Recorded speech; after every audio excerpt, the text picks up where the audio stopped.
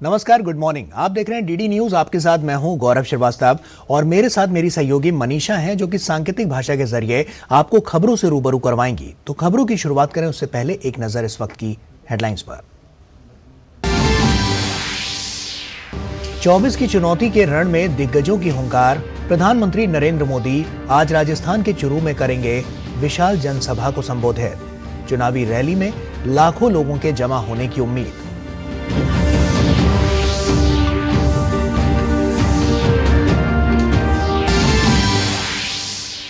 कांग्रेस आज जारी करेगी अपने वादों इरादों का घोषणा पत्र। जनमानस को लुभाने के लिए 5 न्याय और 25 गारंटी की हो सकती है घोषणा। किसानों, मजदूरों और महिला सशक्तिकरण पर रह सकता है फोकस। 14 विपक्षी दलों की याचिका पर आज सुप्रीम कोर्ट में सुनवाई। याचिका में सत्ता पक्ष द्वारा राजनीतिक विरोधियों के खिलाफ केंद्रीय जांच एजेंसियों के इस्तेमाल का आरोप।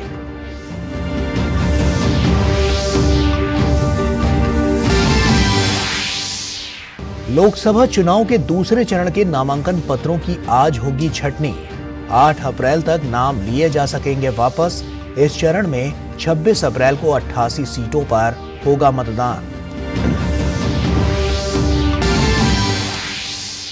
आरबीआई आज वित्त वर्ष 2024 से 25 की पहली मॉनेटरी पॉलिसी करेगा जारी। 3 दिन तक चली बैठक में कई महत्वपूर्ण बिंदुओं पर हुआ मंथन।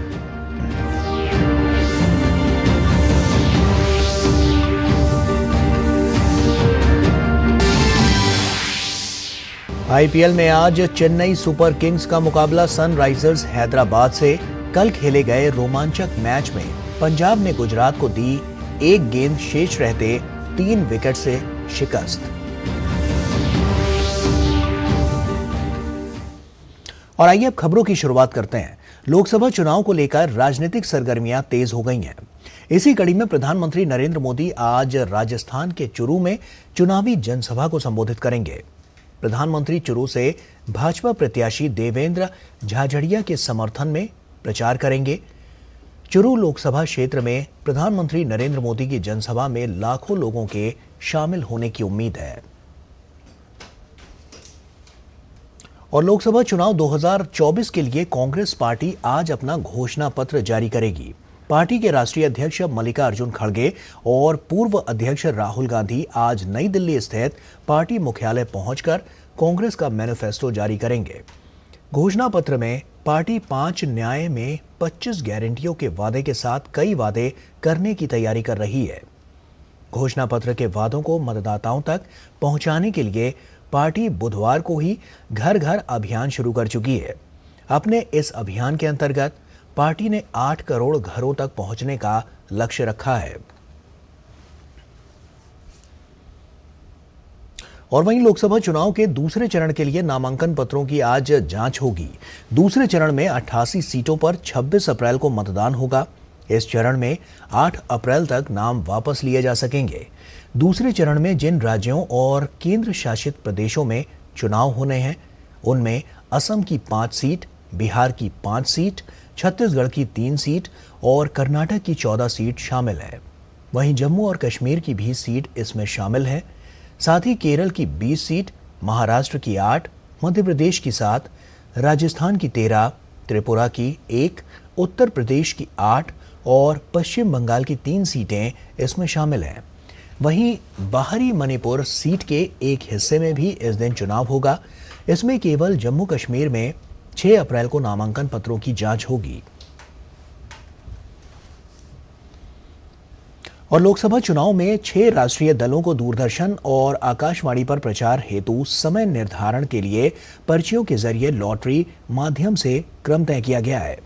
इस प्रक्रिया में चुनाव आयोग के प्रतिनिधियों की उपस्थिति में दूरदर्शन और आकाशवाणी के पदाधिकारियों ने भाग लिया।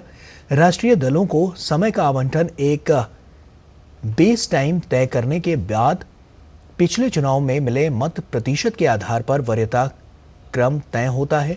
इस बार बेस टाइम 45 मिनट रखा गया है, जबकि सबसे अधिक समय भाजपा को और उसके बाद कांग्रेस को रखा गया। तीसरे स्थान पर बसपा, चौथे स्थान पर सीपीआईएम, 5वें स्थान पर आप, जबकि सबसे बाद में एनएनपीपी को रखा गया है। और वहीं लोकसभा चुनाव को लेकर जम्मू में जनरल ऑब्जर्वर ने बृहस्पतिवार को उपायुक्त और अतिरिक्त उपायुक्त के साथ डोमाना में बॉयज हायर सेकेंडरी स्कूल में निरीक्षण किया। निरीक्षण के दौरान जम्मू नॉर्थ के एसडीएम नीतीश राजौरा ने दूरदर्शन के अधिकारियों से बातचीत की। उन्होंने बताया कि स्ट्रांग रूम पूरी तरह से तैयार है और आगामी चुनावों के लिए सभी तैयारियां पूरी कर ली गई हैं। उपराष्ट्रपति जगदीप धनखड़ अपने एक दिवसीय दौरे पर आज उत्तराखंड के मसूरी स्थित लाल बहादुर शास्त्री राष्ट्रीय प्रशासन एकेडमी जाएंगे, जहां वो आईएएस प्रशिक्षण के पहले चरण के समापन समारोह के मुख्य अतिथि होंगे। इस दौरान उपराष्ट्रपति लाल बहादुर शास्त्री राष्ट्रीय प्रशासन एकेडमी के संकाय सदस्यों के साथ बातचीत भी करेंगे। भारतीय रिजर्व बैंक की मौद्रिक समीक्षा बैठक आज खत्म हो रही है। 3 दिन तक चली बैठक में कई महत्वपूर्ण बिंदुओं पर चर्चा की गई। आज रिजर्व बैंक मौद्रिक समीक्षा बैठक में लिए गए फैसलों का ऐलान करेगा। इस बार भी उम्मीद है कि रेपो रेट में कोई बदलाव नहीं होगा। आखिरी बार फरवरी 2023 में रेपो रेट में कटौती की गई थी।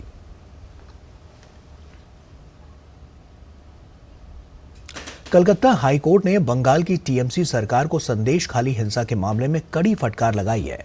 हाईकोर्ट ने संदेश खाली में जबरन वसूली, जमीन कब्जा और यौन उत्पीड़न के मामले में सुनवाई करते हुए टिप्पणी की। चीफ जस्टिस टीएस शिवगणम की अगुवाई वाली पीठ ने तृणमूल कांग्रेस से कहा, अगर शेख शाहजहां के खिलाफ आरोप सही पाए जाते हैं तो सरकार जवाबदेही से नहीं बच सकती। वहीं कोर्ट ने कहा है कि हलफनामे में अगर 1% भी सच है तो ये बिल्कुल शर्मनाक है।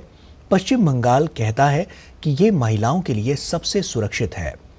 लोगों की सुरक्षा पूरा जिला प्रशासन और सत्ताधारी दल की 100% नैतिक जिम्मेदारी है। अदालत ने शेख शाहजहां का प्रतिनिधित्व करने वाले वकील को भी फटकार लगाई, जिसे अधिकारियों से लगभग 2 महीने बचने के बाद 29 फरवरी को गिरफ्तार किया गया था। इंडियन प्रीमियर लीग में आज चेन्नई सुपर किंग्स और सनराइजर्स हैदराबाद आमने सामने होंगे। ये मुकाबला हैदराबाद में खेला जाएगा। इस सीजन में सनराइजर्स हैदराबाद के मुकाबले चेन्नई सुपर किंग्स का सफर अच्छा रहा है। मौजूदा सीजन में दोनों टीमों ने अब तक 3-3 मुकाबले खेले हैं, जिसमें से चेन्नई को 2 में जीत मिली है। वहीं सनराइजर्स हैदराबाद की टीम अब तक 1 ही मैच जीत पाई है। आज होने वाले मैच में चेन्नई की टीम तीसरी जीत हासिल कर अंक तालिका में अपनी स्थिति और मजबूत करना चाहेगी। वहीं सनराइजर्स हैदराबाद अपनी दूसरी जीत की तलाश में मैदान पर उतरेगी। और आईपीएल में गुरुवार को खेले गए मैच में पंजाब किंग्स ने गुजरात टाइटंस को 3 विकेट से हरा दिया। मौजूदा सीजन में पंजाब की ये दूसरी जीत है। इस मैच में पहले बल्लेबाजी करते हुए गुजरात ने 4 विकेट पर 199 रन बनाए थे। वहीं लक्ष्य का पीछा करते हुए पंजाब किंग्स की शुरुआत अच्छी नहीं रही, लेकिन शशांक और आशुतोष शर्मा ने टीम की मैच में वापसी कराई। इन दोनों बल्लेबाजों की मदद से पंजाब ने 1 गेंद शेष रहते 7 विकेट पर 200 रन बनाकर जीत दर्ज की। पंजाब ने इस जीत के साथ ही इस सीजन का अब तक का सबसे बड़ा स्कोर चेज किया। और इसी के साथ फिलहाल इतना ही। हमारी पूरी टीम को दीजिए इजाजत। आप बने रहिए डीडी न्यूज के साथ। नमस्कार।